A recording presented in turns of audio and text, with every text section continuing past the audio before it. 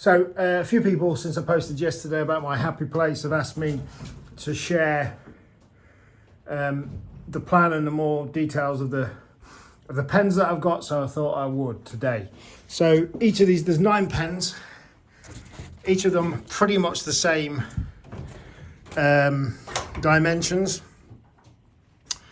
They're 6'6" high, 2.5 foot wide, and 4 foot deep, and they've all got these 2 platforms here. So they've got a nest platform here, and they've got feed, water and grit platform there.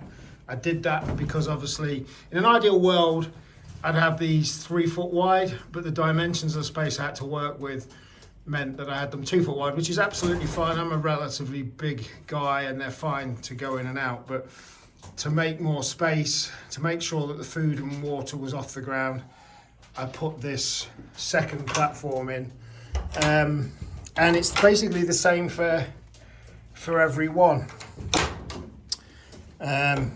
This one's chosen to nest on the floor, but yeah, pretty much the same for every one. This is the famous Hercules, who was clear on his first eggs. He's with a Romanian pigeon, which is the sprint champion of Romania. And Hercules himself was a winner of many races, but his biggest race was over 15,000 pigeons he won against.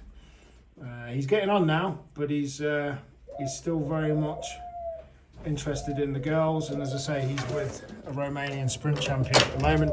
I'm doing this wall, I'm sorting this wall out next. There's a few still bits to do, but as you can see, all of the sections are pretty much the same. And what definitely strikes me with these single breeding pens is that they're all very calm. This is a pigeon called Combine Queen.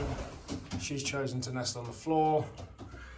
So that's that. And then I also have my dove loft and my dove aviary.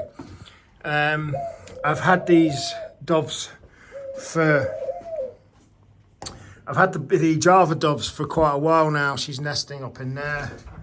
I don't want to open the door because the diamond doves fly out, and I've only literally just got these diamond doves, as you can see here. I've got a bit of work to do on this aviary, make it better for them, put more perching in there, more nesting and what have you. But this is my little dove aviary. People asked about ventilation. So there's a big window here. These are polycarbonate sheets that slide over. So in the summer, this will all be opened up. The door here as well has got another outside mesh door on the side as well. So again, in the summer, this door will be open. And then there's also another window here. Again, polycarbonate window panels that can slide open. What else is there to tell you? This was an aviary panel door that I went wrong with, screwed up, and there's a loft space, there's a ceiling space in there, which is handy for storage. And then the other thing is these lights. These lights are the best thing ever. They're not any normal LED lights. They're the racing pigeon lights. They're used extensively in the dairy industry and with horses, race horses as well. These are amazing. When I first turned these on, all of the pigeons I could see looked straight at the light. These essentially replicate daylight. If I could show you this against a normal LED light, you'd see how different it is.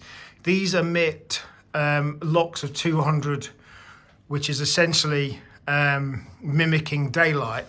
It's all run by this controller here, and it's all automated. But the cool thing, you won't see it as great because it's outside, but the cool thing about these lights is at night they switch to a red light, which increases melatonin, the sleep hormone.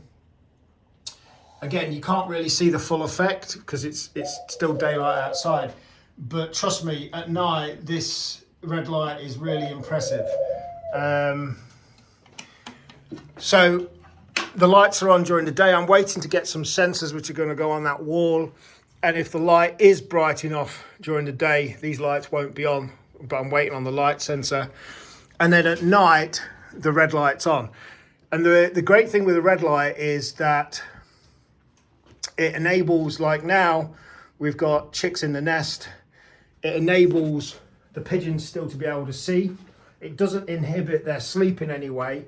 In fact, it helps them relax, and they can still feed their babies, they can still feed and water themselves. So yeah, these lights are amazing. Racing Pigeon Light, as I say, lots of science behind them in the dairy industry, increasing yields in milk production. Lots of places use them in horse racing and the show jumping industry. But yeah, these are really amazing. The light is so much brighter from them. But as I say, it's not just the brightness, it's what they emit, and it actually emits the same as daylight. And the only other things really to do in here is, apart from the light sensors, which I'm waiting to get, which will turn these off if need be, if it's bright enough in here without them being on. The only other things that I'm going to do in here is, like, it's a terrible day weather-wise today, so these windows are shut. I'm going to get some a fan, an in fan and an out fan. So around here I'm going to have a fan pushing air in, and then at the other end I'm going to have a fan pulling air out here to be able to get the airflow. So without it being drafty, yeah, that's about all I've got to do, is get the fan set up on a controller so that that's automated. Again, I'm trying to automate everything I can. Apart from the fans, not much else to do. I've got my Benzing temperature sensor here, so I can tell from my Benzing Smart Hub the temperature in here and the humidity as well. But yeah, that's a little guided tour of it. The pigeons listen to Smooth Radio. I turned it off because of this video, but the pigeons listen to Smooth Radio all the time. So yeah, I hope you get something out of that. As I say, the dimensions, although Hercules is cage, because it's at the end, is a little bit wider. All of these are 2.5 foot wide, 4 foot deep, 6'6" high. But I definitely think the two platforms was a good idea, to have the food and water on a separate platform. And then as the chicks get older, I shall put another nest bowl up here as well for them to start laying their second eggs. So yeah, that's it. Hope it was of some help. Catch you soon.